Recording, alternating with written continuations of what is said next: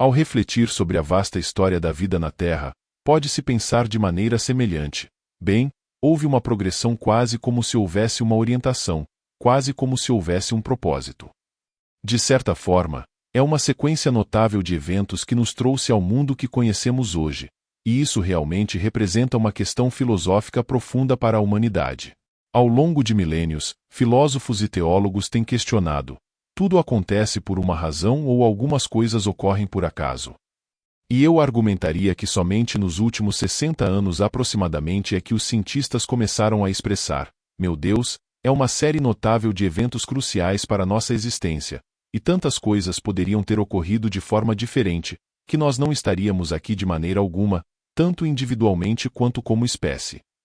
Hoje, no Nerd Atômico, vamos explorar através do biólogo, escritor e cineasta, Sean B. Carroll, que em seu mais recente livro, Uma Sequência de Eventos Felizes, O Acaso e a Formação do Planeta, da Vida e de Você, analisou a história da Terra. Se alguém visitasse este planeta nos primeiros 4 bilhões de anos de sua existência, não ficaria necessariamente impressionado com sua diversidade de vida. Durante esse período, a vida era predominantemente unicelular. Somente nos últimos 500 milhões de anos é que a vida se tornou macroscópica. Neste livro, quase decidiu abordá-lo como uma nova narrativa de origem da vida. Ignorando os primeiros quase 4 bilhões e meio de anos de vida na Terra e começando com o impacto do asteroide há 66 milhões de anos, pois isso representou um reset tão significativo para a vida no planeta. Foi verdadeiramente o catalisador para a criação do mundo que conhecemos agora e foi a dissolução do mundo que o precedeu. Então, existem realmente duas grandes colisões que são uma razão importante para estarmos aqui hoje. A primeira foi o impacto do asteroide há 66 milhões de anos. Imagine isso: uma rocha com 9 quilômetros de largura entra na atmosfera e colide com a península de Yucatán. É como uma bomba atingindo o lado de um celeiro, mas o ponto crucial é que essa bomba estava se movendo a 80 mil quilômetros por hora. Então, ela cria um enorme buraco com 193 quilômetros de largura na península de Yucatán, lançando quantidades massivas de material na atmosfera e além. Quando esse material cai de volta, parece que está chovendo trilhões de meteoros vermelhos quentes na superfície da Terra, provavelmente a temperatura de um forno. Isso desencadeia incêndios florestais e devastação para a comunidade vegetal. E então toda a fuligem e todos os detritos do impacto que estão na atmosfera bloqueiam o Sol por provavelmente um período de pelo menos 1 a 3 décadas. Foi o inferno na Terra, e apenas algumas formas de vida sobreviveram. Formas que escavaram, formas que eram semiaquáticas e formas menores, porque as formas menores dependem de menos comida e também têm uma taxa reprodutiva rápida. Nada realmente acima de cerca de 25 kg de tamanho sobreviveu na Terra. Que implicações isso tem para a humanidade e para as outras criaturas na Terra? Bem, uma vez que os grandes répteis foram eliminados, isso criou muitas oportunidades para os mamíferos, e é claro, considerando que nós somos mamíferos e evoluímos dos primatas. Mas é fácil imaginar como o asteroide não precisava necessariamente ocorrer. Primeiro, é o maior impacto que conhecemos na Terra ou na Lua nos últimos 500 milhões de anos, então é raro. Em segundo lugar, ele poderia facilmente ter errado o planeta ou, em terceiro lugar, poderia ter atingido outro local no planeta.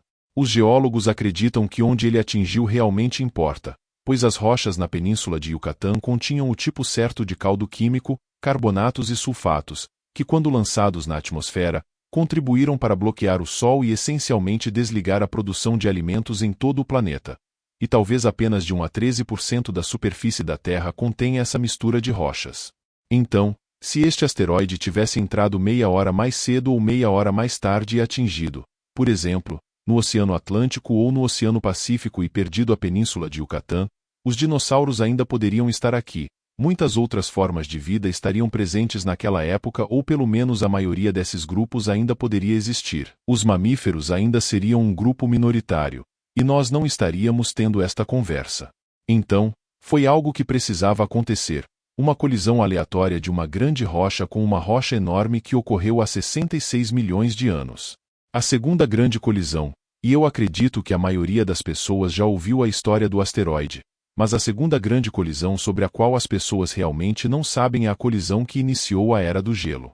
Cerca de 65 milhões de anos atrás, a placa tectônica do subcontinente indiano estava abaixo do Equador perto de Madagascar, e estava se movendo rapidamente para o norte em relação às outras placas e se chocou com o continente asiático, iniciando a formação, por exemplo, do Himalaia.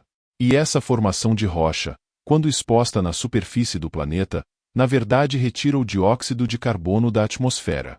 Esse processo, ao longo de milhões e milhões de anos, eventualmente removeu dióxido de carbono suficiente da atmosfera para reduzir os níveis de CO2 o suficiente para nos levar a essa era do gelo. Você pode dizer bem, como essa colisão mudou o mundo?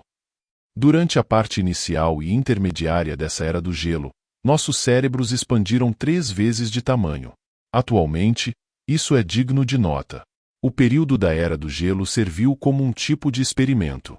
As condições eram bastante desafiadoras, das quais uma linhagem de primatas emergiu, primatas com cérebros maiores, capazes de criar ferramentas e habitats, com comportamentos complexos, e esses primatas são nossos ancestrais.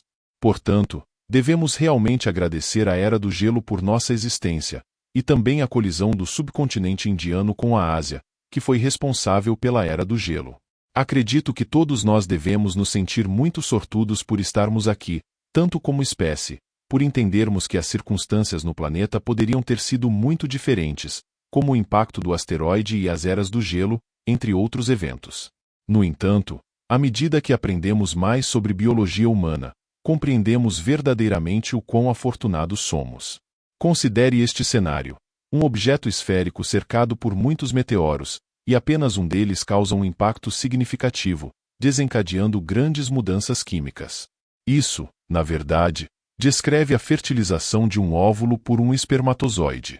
Na fertilização humana, cerca de 100 milhões de espermatozoides, cada um carregando diferentes combinações genéticas do pai, competem para fertilizar um único óvulo, que por sua vez possui cerca de 8 milhões de combinações genéticas da mãe. Portanto, o evento de concepção bem-sucedido é geneticamente raro, aproximadamente 1 em 70 trilhões.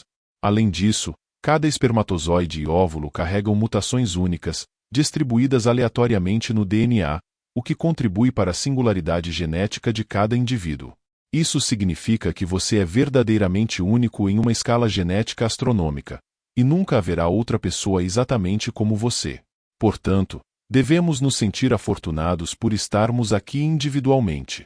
Hoje, no Nerd Atômico, exploramos a incrível jornada da vida na Terra. Se você ficou fascinado com essa narrativa sobre como eventos aparentemente aleatórios moldaram nosso mundo, não se esqueça de se inscrever no canal e dar um like neste vídeo para não perder nenhum conteúdo futuro do Nerd Atômico.